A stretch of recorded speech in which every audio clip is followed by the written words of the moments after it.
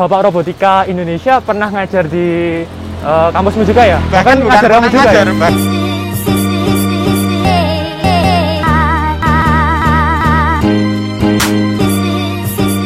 Hai guys, selamat datang di konten pertamaku dengan segmen Sweatchat. Oh iya guys, Sweatchat ini sesuai namanya yang berasal dari sweat yang berarti keringat dan chat yang berarti ngobrol. Jadi, segmen Sweatchat ini nantinya berisi tentang konten percakapan aku dengan orang lain untuk membahas suatu hal dan dilakukan sambil berolahraga. Jadi, gitu ya guys.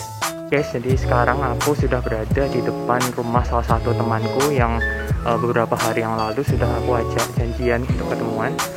Mau tahu kelanjutannya seperti apa? Jangan lupa untuk terus tonton video ini dan jangan lupa untuk subscribe, like, and share video ini.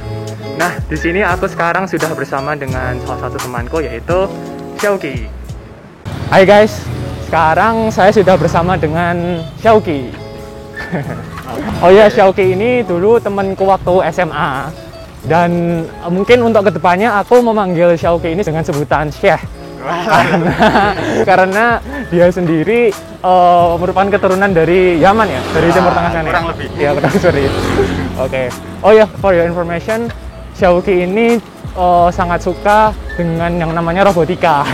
Nah, boleh diceritain nggak Syekh? Dulu kecilnya gimana kok suka dengan hal-hal berbau robotika?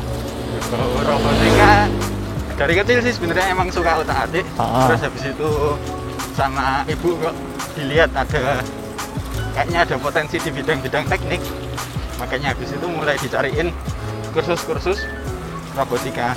Nah, di situ gitu. Sejak SD itu alhamdulillah udah mulai interaksi sama robot. Sampai sekarang. Wih, mantap.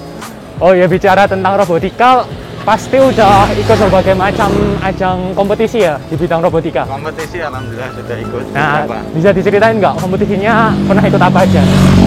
Kompetisi pertama kali itu waktu kelas 5 SD. Di situ ikut lomba mass solving atau robot pengikut garis. Iya, iya. Nah, di situ kayak line follower gitu ya? Ya, kayak line follower. Alhamdulillah dapat juara 1. Terus waktu SMP juga ikut lomba sejenis, alhamdulillah juga juara 1. Nah, setelah itu baru ikut lomba-lomba yang sifatnya aplikatif. Di situ ikut lomba Krenova, kreasi inovasi. Yang di situ bikin apa ya? Alat untuk pemanggil barang untuk orang-orang yang pikun. Wih, keren. Sama yang terakhir waktu SMA kelas 3 itu ikut lomba robot di Malaysia yang judul proyeknya waktu itu Tresbu, yaitu robot yang untuk memilah sampah sesuai jenisnya. Wih, keren. Di Malaysia sendiri dapat medali ya? Dapat medali silver waktu itu. Wih, keren, mantap. Bisa mengharumkan nama baik Indonesia di kancah internasional. Wih, mantap. Oh ya, bicara soal robotika, kamu dulu waktu SMA pernah mendirikan komunitas robotika di kalangan anak SMA yang namanya Ikomsa ya? Nah itu gimana tuh ceritanya? Ya, jadi saya salah satu ya, bukan saya yang mendirikan. Aku sama teman-teman waktu itu kepikiran untuk membuat suatu komunitas robot di SMA 1 untuk mengayomi teman-teman yang satu minat. Waktu itu awal idenya waktu ada celetukan tidak sengaja antara saya dan teman SMA waktu itu Akif. Nanti mungkin Akif bakal masuk sini juga. Habis itu ya sudah, kita buat komunitas, disetujui oleh sekolah ya, berjalan sampai sekarang alhamdulillah. Bahkan sekarang sudah jadi ekstrakurikuler dan punya kurikulum sendiri. Keren. Oh ya, by the way, sekarang kamu kuliah di mana nih? Sekarang di PENS. PENS itu apa? PENS itu, waduh, kalau cari di Google mungkin yang keluar bakalnya bolpen ya. Karena PENS itu pluralnya dari ban. Tapi PENS ini kalau orang-orang tua bilang Poltek ITS, karena memang awalnya PENS ini adalah politekniknya ITS di bidang elektronika dan telekomunikasi. Dan sekarang sejak tahun 2012 itu sudah menjadi kampus yang independen. Udah bisa sama ITS gitu ya? Udah bisa sama ITS dan punya beberapa jurusan. Wih, keren. Nah, untuk jurusan sendiri kamu ambil jurusan apa ini? Nah, jurusan ambil mekatronika. Wah, mekatronika. Apa itu mekatronika? Nah, sebelum masuk ke mekatronika, sebenarnya ada yang mau saya bahas dulu, yaitu tentang bentuk pendidikan di PENS-nya itu. Karena PENS kan politeknik, berarti Ya. vokasi. Ya. Di sini yang saya ambil ini kasusnya adalah D4, bukan S1. D4 mekatronika. Nah, bedanya apa sih D4 sama S1? Antara D4 sama S1 ini kadang ada misunderstanding. Karena orang banyak yang ngira kalau D4 ini nanti kalau lulus lanjutnya tetap ke S1 dulu, padahal enggak. D4 sama S1 ini sama, dan itu mirip-mirip kayak posisinya kayak SMA dan SMK.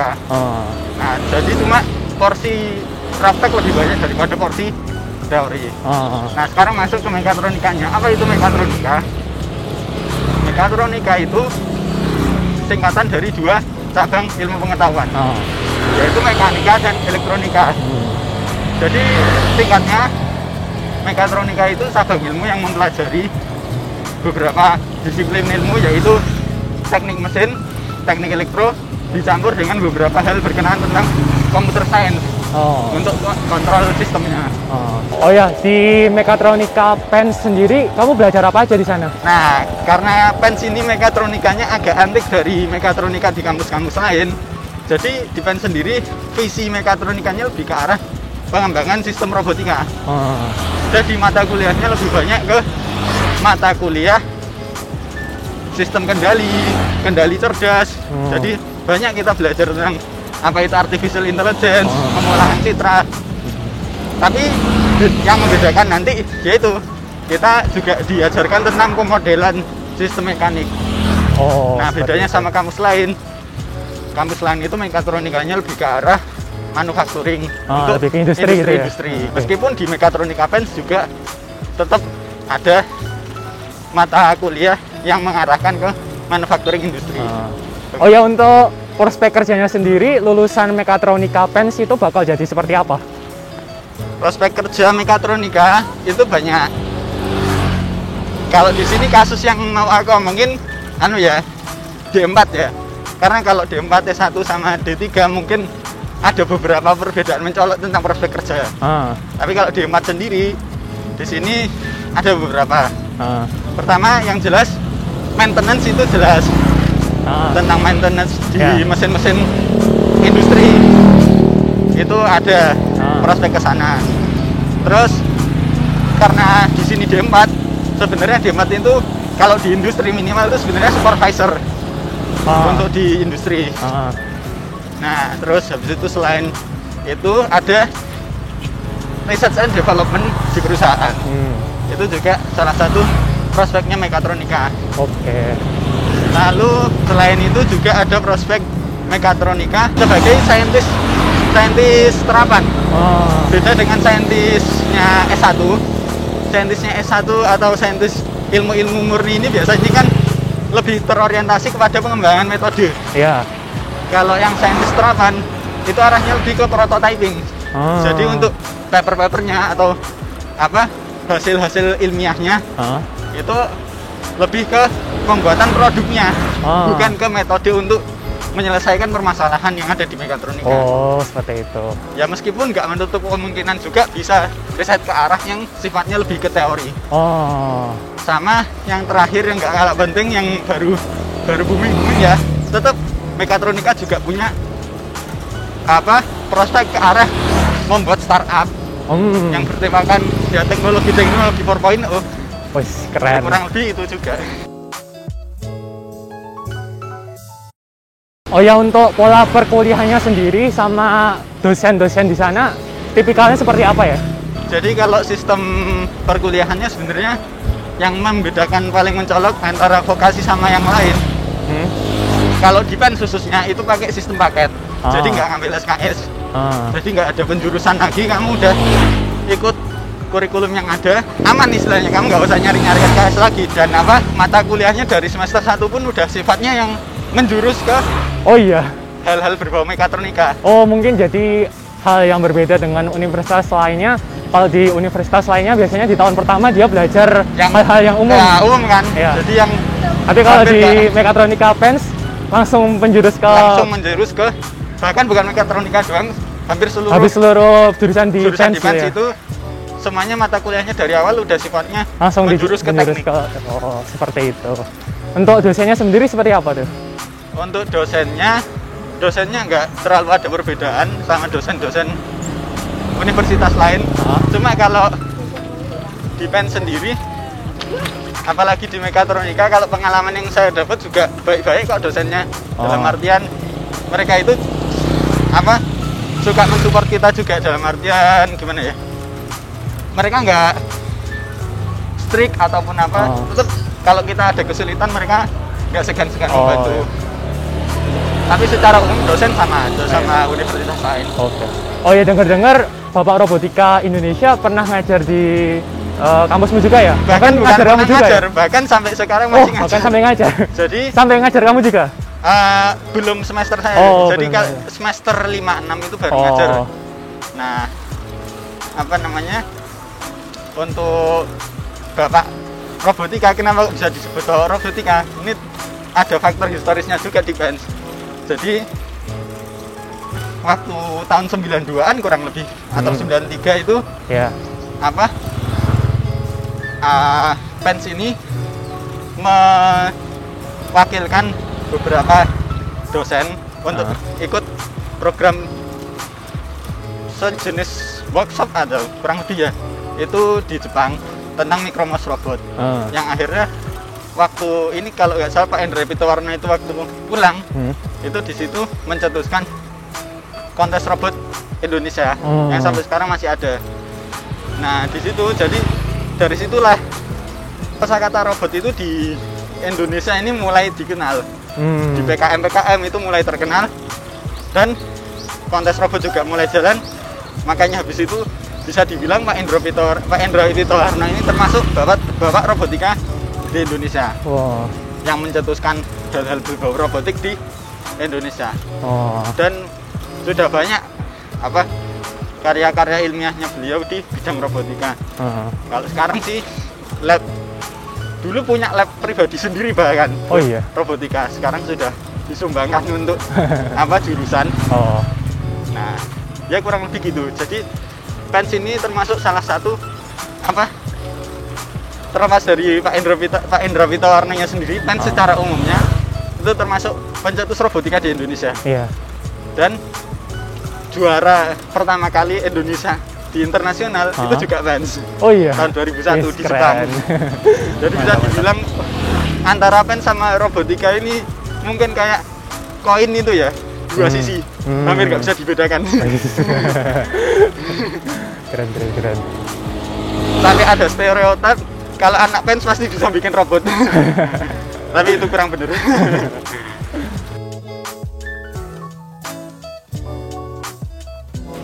Untuk kamu kan ini udah semester 2 kan ya? Semester 2 mau ke semester 3. Iya, selama semester 1 sama semester 2 kamu kan pasti pernah bikin proyek-proyek tentang hal-hal berbau robotika kan ya?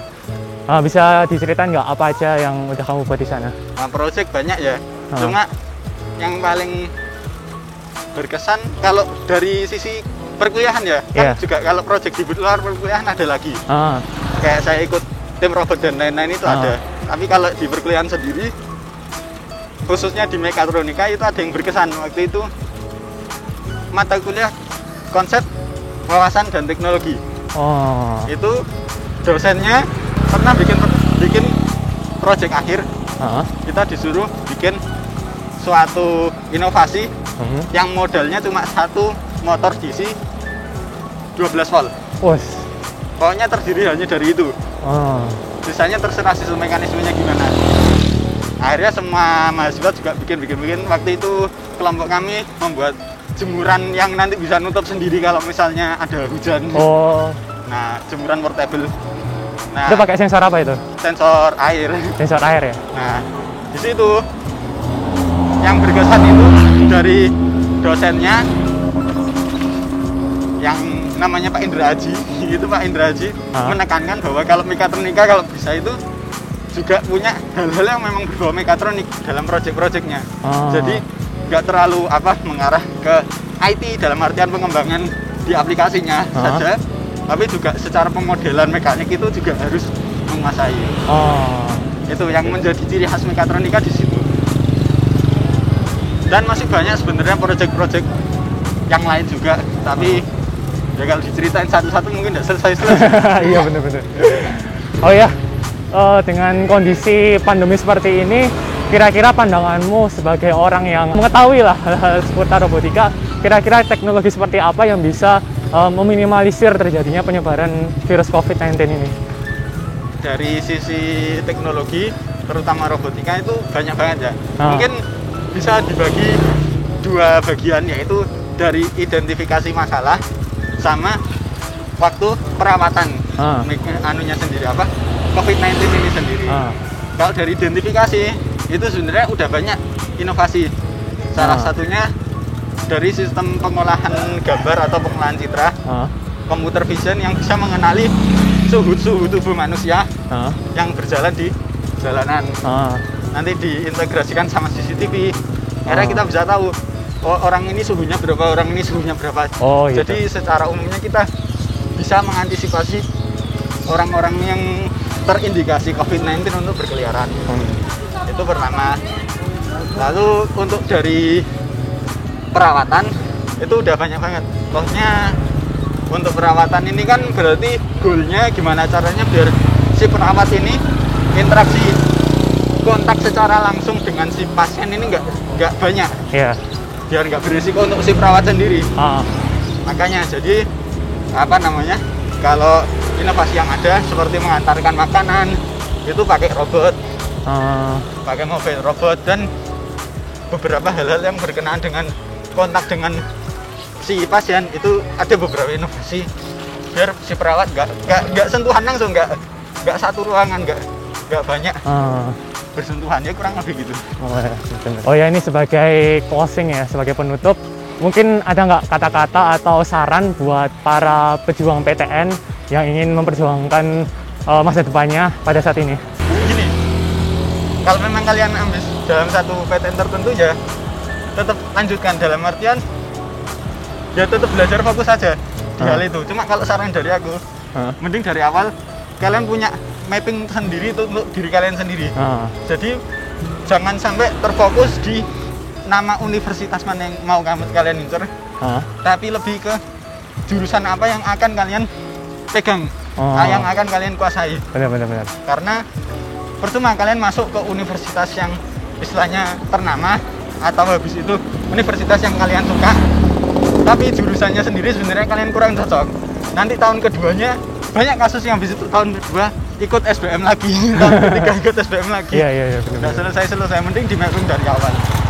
Itu aja sih, tapi sisanya pasti kalian juga udah tahu tips and trick biar lolos ke PTN. Itu udah banyak, aku nggak bakal bahas. Oke, siap.